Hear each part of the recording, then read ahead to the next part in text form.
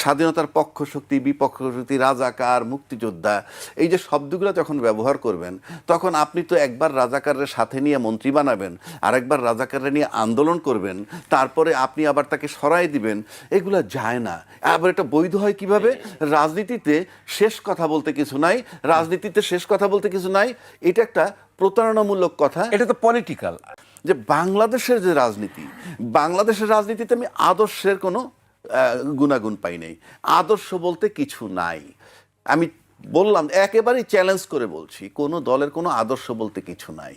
কারণ আপনি কতগুলা গান্দা জিনিস আছে, আপনি যে গান্দা জিনিস ধরেন, কতগুলো শব্দ আপনারা ব্যবহার করতেছেন, স্বাধীনতার পক্ষ শক্তি, বিপক্ষ শক্তি, রাজাকার, মুক্তিযোদ্ধা, এই যে শব্দগুলো যখন ব্যবহার করবেন তখন আপনি তো একবার রাজাকারের সাথে নিয়ে মন্ত্রী বানাবেন, আরেকবার রাজাকাররা নিয়ে আন্দোলন করবেন, তারপরে আপনি আবার তাকে সরাই দিবেন। এগুলো যায় না। আবার এটা বৈধ হয় কিভাবে? রাজনীতিতে শেষ কথা বলতে কিছু নাই, রাজনীতিতে শেষ কথা বলতে কিছু নাই, এটা একটা প্রতারণামূলক কথা। এটা তো পলিটিক্যাল। আপনি নিশ্চয়ই পলিটিক্যাল লিডার না, তো এগুলো কি নন পলিটিক্যালি বিবেচনা করলে গান্ধা কথা হবে? যে স্বাধীনতার পক্ষের শক্তি, রাজাকার, মুক্তিযুদ্ধ বিরোধী, যুদ্ধাপরাধী, এটা কি যদি আমি সিভিল বলি, নন পলিটিক্যালি হোক আর পলিটিক্যালি হোক, এটা গান্ধা? অফকোর্স। আপনি কেন শেষ কথা বলতে কিছু নাই এটা দিয়ে আপনি, আচ্ছা, আপনার ফ্যামিলি লাইফে একটা বিষয় নিয়ে আপনার ছেলেকে 3 পদের কথা 3 দিন বইলে দেখেন সে কি রিপ্লাই দেয়। কিন্তু রাজনীতিতে কিচ্ছু হয় না। Leader is always correct. এই এখন সকালে এক কথা বললো, বিকেলে এক কথা বললো, নো প্রবলেম। এটা নিয়ে আপনি আলোচনা করবেন, আপনি খারাপ হয়ে যাবেন। আরেকটা ব্যাপার, আমাদের বেসিক কতগুলো জায়গা আছে গন্ডগোল।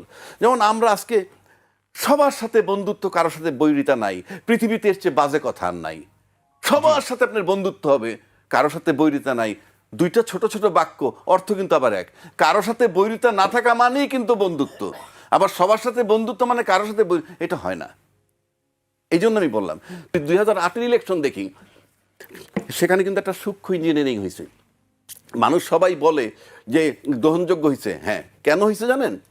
যার কাছ থেকে ক্ষমতাটা নেওয়া হয়েছিল 1/11-এর সময়, তার কাছে তার ক্ষমতা ফেরত দিবে না, তাহলে তো সবাই শাস্তিযোগ্য অপরাধী হয়ে যাবে। সুতরাং সেখান থেকে সরাইয়ে যখন যাদেরকে ক্ষমতা আনলো, তখন কিন্তু একটা সূক্ষ্ম ইঞ্জিনিয়ারিং হয়েছে। ইঞ্জিনিয়ারিংটা কিরকম? এটা এটা বলতে গেলে আপনাকে লম্বা সময় লাগবে। আচ্ছা। মানুষ মনে করে কি ইঞ্জিনিয়ারিং বোধহয় 300 সিটে করতে হয়, আসলে কিন্তু 300 সিটে করতে হয় না।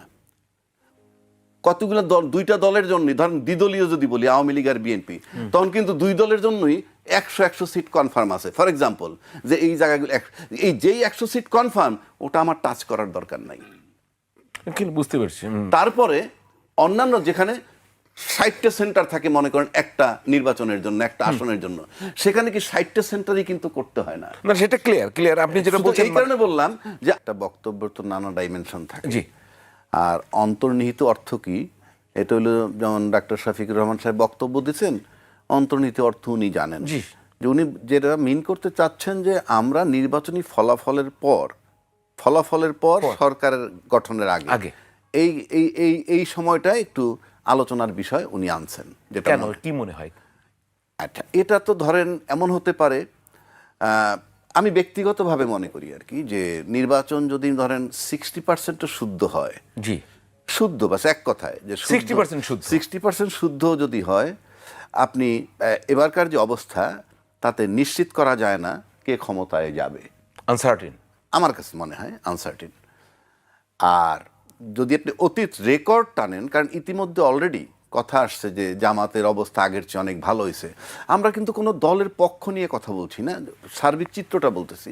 অলরেডি কথা আছে তারা নাকি বেশ আগের চেয়ে অগ্রসর হয়েছেন, কিন্তু অতীত রেকর্ড দেখলে মনে হয় যে বিএনপি ক্ষমতায় যাবে। কিন্তু এই গত 15 মাস বা 16 মাসের যে অ্যাক্টিভিটিজ আমরা যেভাবে দেখতেছি, তাতে 60%ও যদি শুদ্ধ নির্বাচন হয়, তাহলে আমার কাছে মনে হয় যে এটা একটা একটা প্রতিযোগিতামূলক নির্বাচন। 100% শুদ্ধ হলে কি হবে? 100% শুদ্ধর কোনো সুযোগ আছে বলে ধরেই নি, যে 60, ধরেন মোর দ্যান 50, অর্থাৎ 60, 80% ধরি, 80% শুদ্ধ হলে কেমন হবে? তাহলে প্রতিযোগিতা প্রতিযোগিতাটা আরো বাড়বে।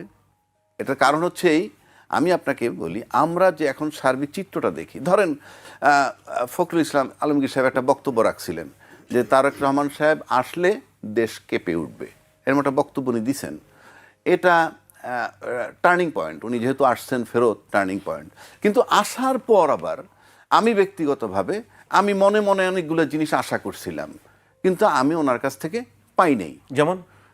যেমন ধরেন উনি বললেন যে we have a plan or I have a plan, what ever it is. থাকতেই পারে, যেহেতু উনি একজন রাজনীতিবিদ, বিচক্ষণ ব্যক্তি, কিন্তু আমরা এখন পর্যন্ত প্ল্যানটা পাই নাই।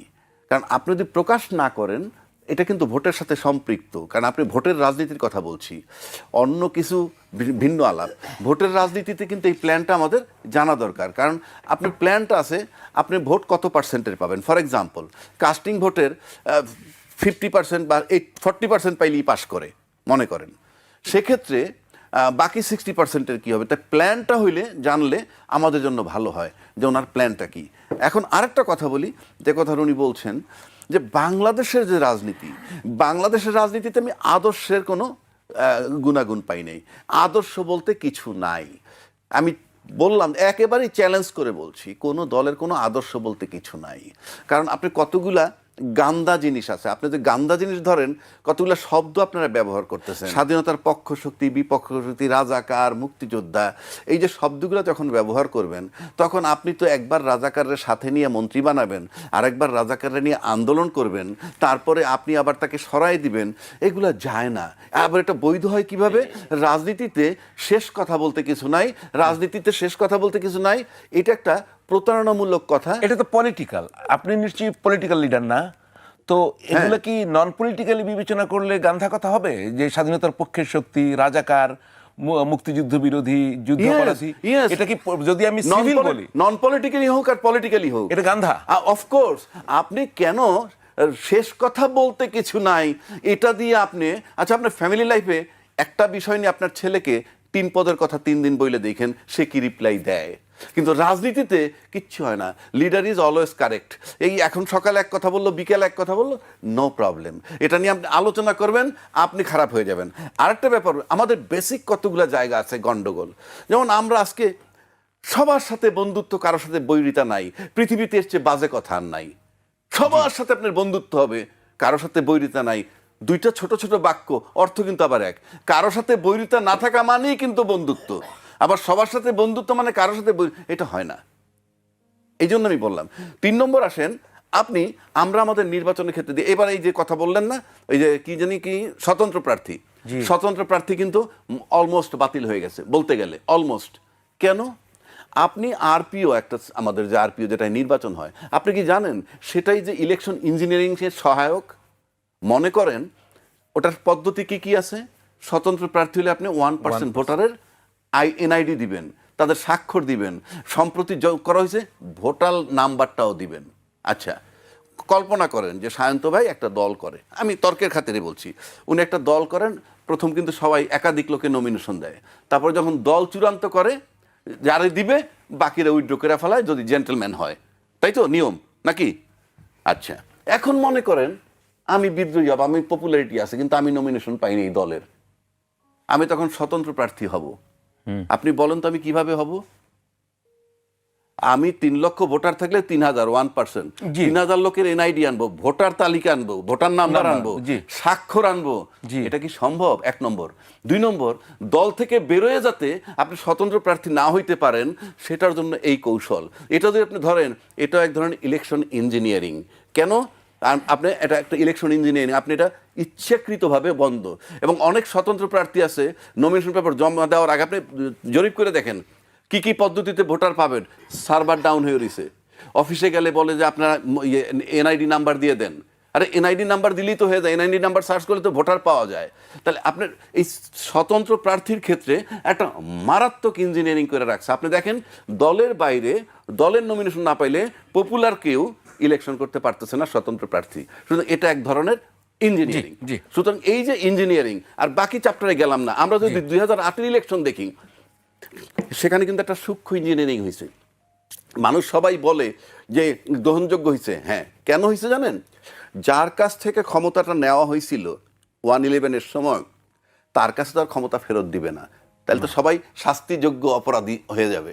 সুতরাং সেখান থেকে সরাইয়ে যখন যাদেরকে ক্ষমতা আনলো, তখন কিন্তু একটা সূক্ষ্ম ইঞ্জিনিয়ারিং হয়েছে। ইঞ্জিনিয়ারিংটা কিরকম? এটা এটা বলতে গেলে আপনাকে লম্বা সময় লাগবে। আচ্ছা। মানুষ মনে করে কি ইঞ্জিনিয়ারিং বোধহয় 300 সিটে করতে হয়, আসলে কিন্তু 300 সিটে করতে হয় না। কতগুলো দল, দুইটা দলের জন্য, ধরেন দ্বিদলীয় যদি বলি আওয়ামী লীগ আর বিএনপি, তখন কিন্তু দুই দলের জন্যই 100 সিট কনফার্ম আছে। ফর এক্সাম্পল, যে এই জায়গাগুলো এই যেই 100 সিট কনফার্ম, ওটা আমার টাচ করার দরকার নাই। বুঝতে পারছি। তারপর